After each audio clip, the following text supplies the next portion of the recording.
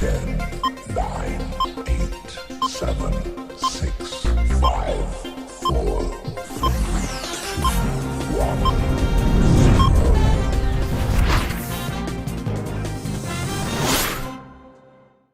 0.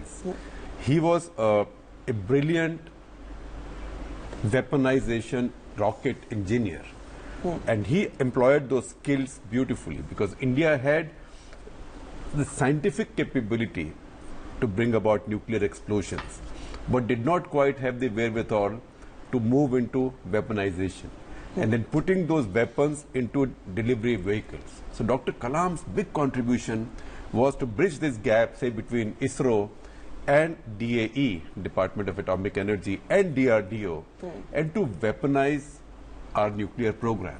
That was his big and you spoke of how, you know, he may have been, he was not there as a Muslim mascot, he was not there as a minority politics mascot. Never, and he was never there as an affirmative action, like a symbolism of some kind. And to that extent, the timing of his rise to the top was very significant. Now, he could very easily have been, nobody dismissed him as a Sarkari person. He looked every government in the eye.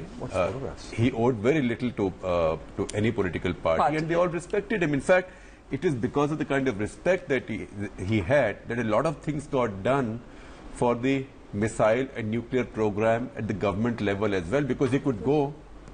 That's a lovely photograph. Let's actually hold it up. Where did it come up? I just saw it. Someone's tweeted it. I didn't even know he used to play the Rudraveena. If we can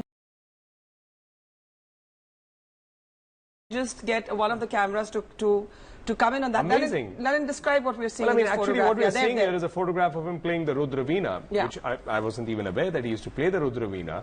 And I think, you know, just looking at it, that's there's so much of symbolism and there's so much of beauty also, and to see him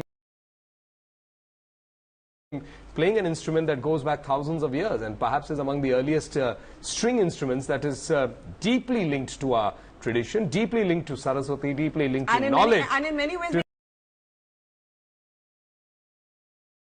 able to reconcile, you know, classical Indian culture with the new thoughts of science. He was a truly uniting figure. Yeah. Yeah. Let me just bring in Harcharan.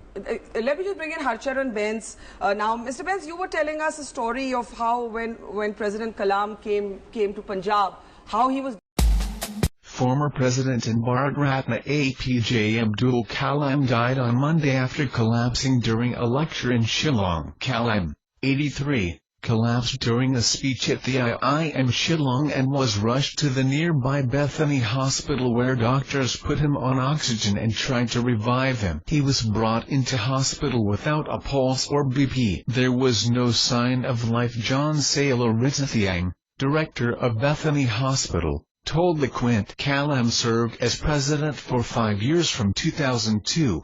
Enjoying the support of both the ruling BJP and the opposition Congress. Kalam was closely involved in the country's civilian space program and military missile development efforts, earning him the sobriquet India's Missile Man. He worked as a scientist and science administrator, mainly at the Defense Research and Development Organization DRDO and Indian Space Research Organization ISRO before he became president. He also played a pivotal technical and political role in India's Pokhran I nuclear tests in 1998, shortly after the Atal Bihari Vajpayee government came to power.